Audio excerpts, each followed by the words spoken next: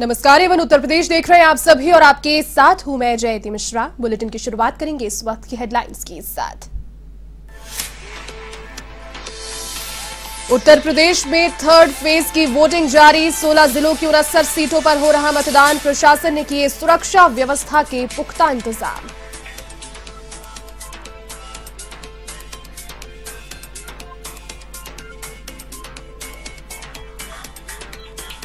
UP चुनाव के अगले चरण में बीजेपी ने झोंकी ताकत। हरदोई और उन्नाव में प्रधानमंत्री मोदी की जनसभा। बीजेपी प्रत्याशियों के पक्ष में बनाएंगे माहौल।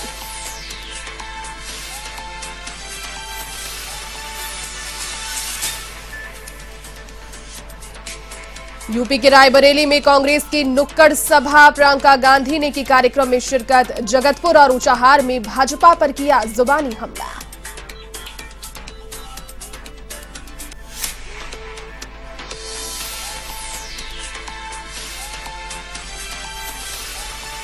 सपा अध्यक्ष अखिलेश यादव का बाराबंकी दौरा। आज चुनावी जनसभा को करेंगे संबोधित। अगले चरण के लिए सपा कार्यकर्ताओं से करेंगे चर्चा।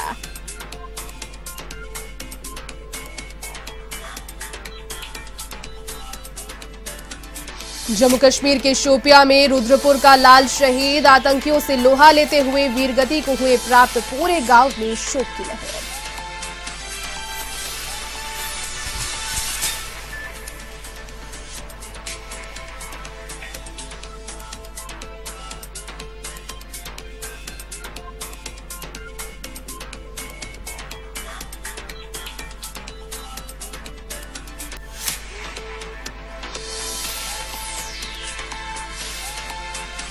चलिए अब खबरें विस्तार से। आज उत्तर प्रदेश में तीसरे चरण के तहत वोटिंग हो रही है। राज्य में 16 जिलों की 69 सीटों पर वोट कास्ट किए जा रहे हैं। तो वहीं 69 सीटों पर 627 उम्मीदवार चुनावी मैदान में हैं, जिसमें 4 मुख्यमंत्री योगी के और 1 केंद्रीय मंत्री हैं। जबकि इस चरण में 2 करोड़ 15 लाख मतदाता अपने मताधिकार का प्रयोग कर रहे हैं।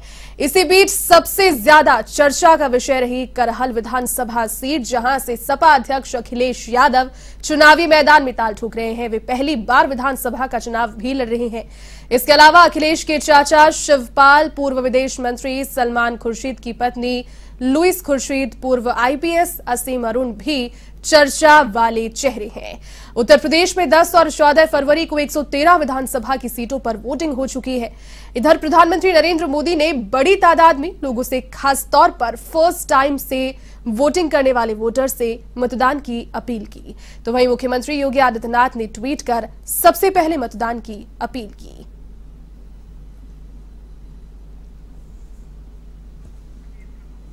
तो 16 जिलों की 69 सीटों पर वोटिंग जारी है और कई दिग्गजों की देखिए प्रतिष्ठा दाव पर। इस चरण के तहत आपको बता दें कि करहल विधानसभा सीट, जो कि सबसे ज्यादा हॉट सीट बनी हुई है, इस पूरे चुनावी समीकरण को अगर देखें तो अखिलेश यादव पहली दफा विधानसभा का चुनाव इस बार लड़ रहे हैं। बीते दिनों आपको तस्वीरें भी लगातार एवन टीवी के माध्यम से दिखाया कि जब अखिलेश यादव के पिता मुलायम सिंह यादव खुद मंच पर पहुंचे और उन्होंने कहा जनता से, कार्यकर्ताओं से और समर्थकों से और आम जनता से भी अपील करते कहा कि अखिलेश को जिताएं। कहीं ना कहीं एक जो अपनी खोई हुई जमीन है वो तलाशने की कोशिश उत्तर प्रदेश में समाजवादी पार्टी कर रही है। और एक हद तक काफी ज्यादा जो लग भी रहा है कि एक तरफा बयार 2017 की भांति जो मोदी लहर थी वो इस बार यूपी में नहीं लग रही है। संघर्ष का मुकाबला यकीनन होगा। आज तीसरे चरण की वोटिंग के तहत 16 जिलों की 69 सीटों पर मतदान जारी है। तो वहीं यूपी में हो रहे तीसरे चरण के मतदान के तहत कई वीआईपी मैदान में अपनी ताल ठोक रहे हैं। कुछ सीट इस चरण में हॉट सीट्स बनी हुई है। इसी चरण में सपा प्रमुख अखिलेश यादव करहल सीट से मैदान में है। करहल में भाजपा के एसपी सिंह का सीधा मुकाबला सपा से इस बार है। इस सीट के लिए कांग्रेस ने प्रत्याशी ही नहीं बल्कि मैदान में उन्हें उतारा है। जसवंत नगर सीट से प्रसपा के शिवपाल यादव, सबाबाद से रामवीर उपाध्याय ने ताल ठोकी है। महाराजपुर सीट से बीजेपी के सतीश महाना और कन्नौज से बीजेपी के असीम अरुण इस बार चुनावी मैदान में है। और इसी क्रम में सीसामऊ सीट से सपा के इरफान सोलंकी और फर्रुखाबाद से कांग्रेस के प्रत्याशी लुइस खुर्शीद अपनी किस्मत आजमा रहे हैं। तीसरे चरण में 16 जिलों में वोटिंग में कई सीटें हॉट सीट्स हैं। इन पर सभी दलों की नजरें टिकी है। तो वहीं करहल, फर्रुखाबाद, कन्नौज, जसवंत नगर, इटावा, महाराजपुर सबसे अधिक हॉट सीट्स मानी गई है। तो वहीं सादाबाद और सीसामऊ सीट का चुनावी माहौल अधिक गर्म है। तो वहीं तीसरे चरण में यादव बेल्ट से लेकर कानपुर, बुंदेलखंड इलाके के 59 सीटों पर राजनीतिक दलों की ओर से जोर आजमाइश जारी है, जिसमें यादव बेल्ट के 7 जिले और बुंदेलखंड के भी 5 जिले शामिल हैं।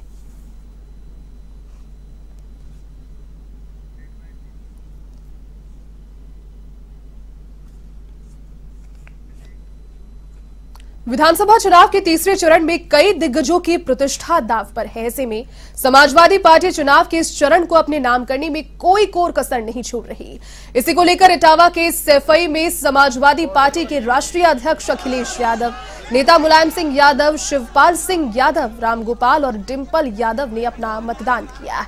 जसवंत नगर विधानसभा के प्रत्याशी शिवपाल सिंह यादव ने मत का प्रयोग करने के बाद मीडिया से भी बातचीत की, जिसमें उन्होंने पूर्ण बहुमत से सपा की सरकार बनने का दावा किया।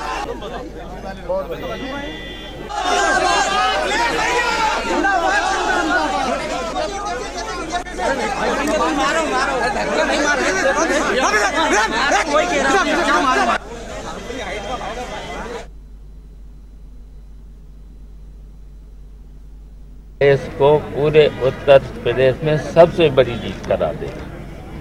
अब है कंपटीशन जनता में, जसवंत नगर में और करहल में। अब जनता अब 10 तारीख का इंतजार करो। अखिलेश जी नहीं आए जसवंत नगर में, ये बात भी कही जा रही है कि वो कैंपेन करने नहीं पहुंचे, ना नेताजी गए जसवंत नगर में। इटावा में आए हैं और इटावा से ही उन्होंने पूरे सबको वोट मांग लिया। अब अखिलेश यादव तो घर घर जाएंगे नहीं हैं? वो तो कई बार वोट हमारे पक्ष में मांग चुके हैं। तीसरे चरण में कितनी सीटें ले रहे हैं आप लोग इस समय? देखिए, तीसरे चरण में भी आप देख रहे हो और बिल्कुल अब क्लियर हो गया है तीसरे चरण से, और आज हो जाएगा शाम तक कि अखिलेश यादव उत्तर प्रदेश के मुख्यमंत्री बनेंगे। असुरक्षित महिलाएं और बेटियां कहीं हैं तो उत्तर प्रदेश में, जहां राजधानी, क्या मुख्यमंत्री जो कानून व्यवस्था की बात करते हैं, क्या ये बताएंगे कि पुलिस की कांस्टेबल बिजनौर की रहने वाली कुछ दिनों से लापता थी, अब पीजीआई के नाले में उसकी लाश मिली है। क्या मुख्यमंत्री जी इस बात को बताएंगे कि पुलिस की कांस्टेबल महिला की मौत हुई, उसको किस तरीके से मारा गया, कितने दिन लापता रही, क्या ये बताएगी? और साथ ही साथ में मैंने प्रधानमंत्री जी का भाषण सुना था, ये कह रहे थे कि अगर बंगला बड़ा होगा, घर गाड़ी होगी, कोई अपहरण कर लेगा। आप बताइए, अपहरण हुआ आगरा से एक व्यापारी के बेटे का, 2 दिन वो फिरौती नहीं दे पाया, 25 लाख की मांग थी। क्या उनके बेटे की हत्या हो गई कि नहीं हत्या हो गई? मैं ये 2 उदाहरण देता हूँ। क्या मुख्यमंत्री जी सो रहे थे जब हेड कांस्टेबल या कांस्टेबल लड़की को लापता होकर के लाश मिली है पीजीआई नाले में? क्या मुख्यमंत्री जी इस बात के लिए बताएंगे कि दोषी कौन है? क्या मुख्यमंत्री जी सजा दे पाएंगे? तो उत्तर प्रदेश विधानसभा चुनाव में भारतीय जनता पार्टी ने प्रधानमंत्री नरेंद्र मोदी के नेतृत्व में अपनी पूरी ताकत झोंक दी है। इसी क्रम में हरदोई में एक जनसभा को फिलहाल प्रधानमंत्री संबोधित कर रहे हैं। सीधा आपको लिए चलेंगे इस जनसभा की ओर। जिस धरती पर भगवान ने दुई दुई अवतार ले, वही हरदोई का हमारो प्रणाम हुई। भक्त प्रहलाद की धरती के सब लोगन के हम पांव छुअत है।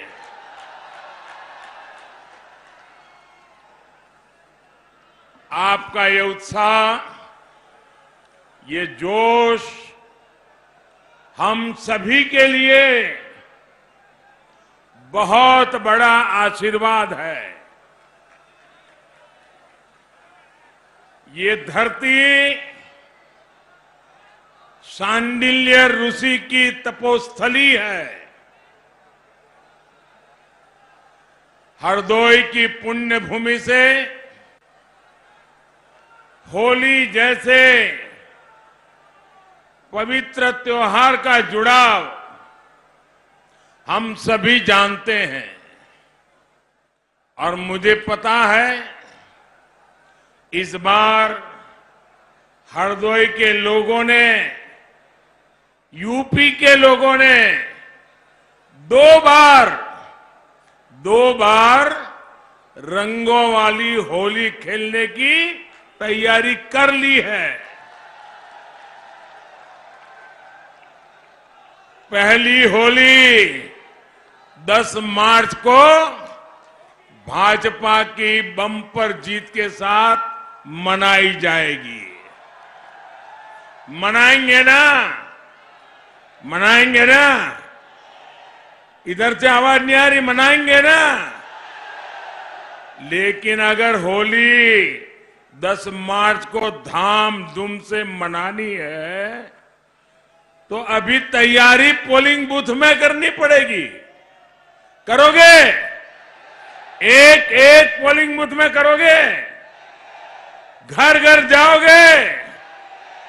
देखिए, आप लोगों पर मेरा कोई हक है, मैं बता सकता हूं ना आपको, मैं काम बता सकता हूं ना, क्योंकि आपने शायद ही कोई ऐसा चुना होगा कि मुझे न बुलाया हो और मैं आया न हूं।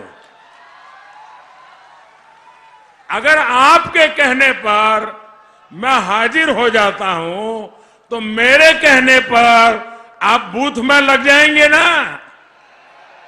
पक्का लग जाएंगे। आज तीसरे चरण में भी बिना बटे एकजुट होकर कमल के निशान पर भारी मतदान हो रहा है। अब तक जो खबरें मिली हैं बहुत उत्साहवर्धक है और आज यूपी के साथ साथ पंजाब में भी वोट पड़ रहे हैं। वहां के लोग भी पंजाब के विकास, पंजाब की सुरक्षा और देश की अखंडता के लिए बड़ी संख्या में मतदान कर रहे हैं, भाजपा का समर्थन कर रहे हैं। भाइयों बहनों, यूपी के अगले चरणों की जिम्मेदारी भी आप लोगों ने ले रखी है। जो तुष्टीकरण की खतरनाक राजनीति में हमारे त्योहारों को रोकते थे, उन्हें यूपी की जनता का उत्तर 10 मार्च को मिल जाएगा। मिलेगा ना? 10 मार्च को जवाब मिलेगा ना? साथियों, हरदोई के लोग ये बात जानते हैं, अत्याचार, आतंक और छल कितने भी ताकतवर क्यों न हो जाए, सच्चाई के आगे वो टिक नहीं सकते। आप याद करिए, 5 साल पहले माफियावादियों ने यूपी का क्या हाल बना दिया था।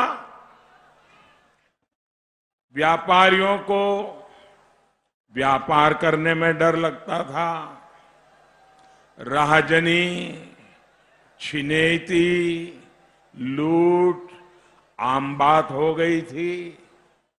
लोग कहते थे, दिया बरे घर लौटाओ। ये कहते थे कि नहीं कहते थे? दिया बरे घर लौटाओ। हरदोई वालों ने वो दिन देखे हैं, कैसे इन लोगों ने कट्टा और सट्टा यूपी विधानसभा चुनाव के अगले चरण के लिए भाजपा के दिग्गज नेता मोर्चा संभाले हुए हैं और इसी को लेकर 27 फरवरी को होने वाले विधानसभा चुनाव को लेकर भाजपा के राष्ट्रीय अध्यक्ष जेपी नड्डा श्रावस्ती के दौरे पर हैं। यहां उन्होंने एक चुनावी जनसभा को संबोधित कर विपक्षी दलों पर जमकर निशाना साधा, साथ ही बीजेपी प्रत्याशियों के समर्थन में वोटिंग की अपील की। ये सारे मुस्लिम देशों में 3 तलाक नहीं था, हमारे ही देश में सेकुलर देश में 3 तलाक चल रहा था। करोड़ों मुस्लिम महिलाओं को उत्तर प्रदेश का प्रभार अपने कंधों पर लेकर प्रियंका गांधी बीते कई महीनों से यूपी की सड़कों पर द्वंद करती हुई नजर आ रही हैं। ऐसे में कांग्रेस का गढ़ कहे जाने वाले रायबरेली में प्रियंका गांधी लगातार जनसंपर्क साधने में जुटी हैं और इसी बीच आज प्रियंका ने रायबरेली के जगतपुर में आयोजित नुक्कड़ सभा में शिरकत की। यहां प्रियंका ने कांग्रेस प्रत्याशी के समर्थन में मतदान की अपील की, साथ ही भाजपा पर जमकर निशाना भी साधा।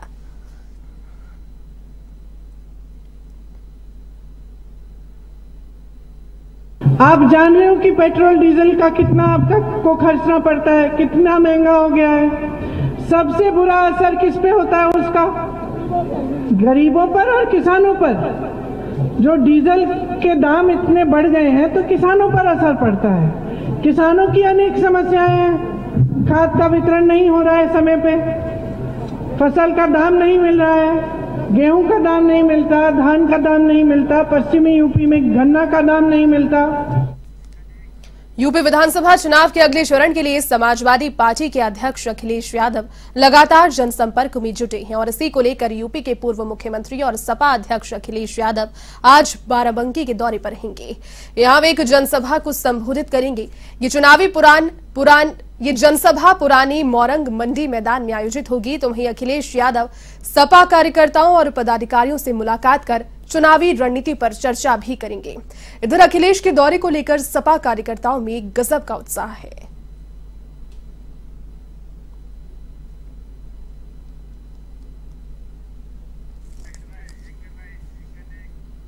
यूपी में विधानसभा चुनाव के तीसरे चरण के बीच भाजपा नेता उमा भारती ने बड़ा बयान दिया। उमा भारती ने झांसी की बबीना विधानसभा को अपराध और आतंक का गढ़ बताया। तो वहीं उमा भारती का ये बयान कई मायनों में अहम भी माना जा रहा है। हमारे लिए बहुत आसान हो गया, लेकिन 2014 और 2017 में हमको अपराधियों से मुकाबला करना पड़ा था, खास करके बबीना विधानसभा में, क्योंकि बबीना विधानसभा वो विधानसभा है जो अपराध और आतंक का गढ़ रही है। और इसमें लोग ये मानते हैं कि चुनाव जीतना, चुनाव लड़ना एक प्रकार से बहुत ही आतंकग्रस्त एरिया में चुनाव लड़ना और जीतना होता है। इसलिए बबीना विधानसभा का चुनाव तो एक प्रकार से मैं स्वयं लड़ती हूँ। पिछली चुनावों में भी यहाँ पर हमको कठिनाई आई। यहाँ के जो प्रत्याशी हैं, उनका परिवार है, उनका भी एक आतंक का रिकॉर्ड रहा और इसके साथ ही साथ बबीना में जीत न होने पावे किसी की भी। इसमें 2012 में बसपा के उम्मीदवार को केपी सिंह लोधी को जिस विधानसभा चुनाव को लेकर मुस्तैद महराजगंज जिलाधिकारी सत्येंद्र कुमार और पुलिस अधीक्षक प्रदीप गुप्ता लगातार सुरक्षा व्यवस्था और चुनाव की तैयारियों का जायजा लेने में जुटे हैं और इसी बीच जिलाधिकारी और पुलिस अधीक्षक ने महराजगंज जिले के भारत नेपाल सुनौली बॉर्डर का औचक निरीक्षण कर सुरक्षा व्यवस्था में लगी टीमों को उचित दिशा निर्देश दिए हैं। साथ ही जिलाधिकारी और पुलिस अधीक्षक ने शांतिपूर्ण चुनाव के लिए सहयोग करने की भी अपील की।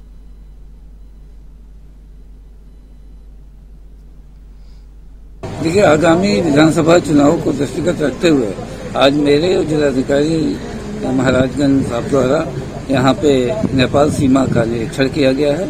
यहाँ पे हमारे फ्लाइंग स्क्वाड और स्टैटिक सर्विलांस की टीमें हैं, वो लगातार 24 घंटे चेकिंग कर रही हैं। ये देखा गया है कि चेकिंग समुचित हो रही कि नहीं हो रही है। इसके अलावा किसी भी अपराधी तत्व का आवागमन रोकने के लिए यहाँ एसएसपी से भी बात की गई है। जम्मू कश्मीर के शोपियां में सेना और आतंकियों के बीच हुई मुठभेड़ में देवरिया का लाल शहीद हो गया। शनिवार को सेना के सर्च ऑपरेशन के दौरान हुई गोलीबारी में टडवा गांव के बरईपार गांव निवासी संतोष यादव को गोली लग गई। तो वहीं कुछ देर के बाद वे शहीद हो गए। उनके शहीद होने की सूचना आते ही पूरे गांव में शोक की लहर दौड़ गई। संतोष यादव बीएसएफ में हवलदार के पद पर तैनात थे। वर्तमान में उनकी ड्यूटी जम्मू कश्मीर के शोपियां में थी। फिलहाल संतोष के परिजनों का रो रो कर बुरा हाल है।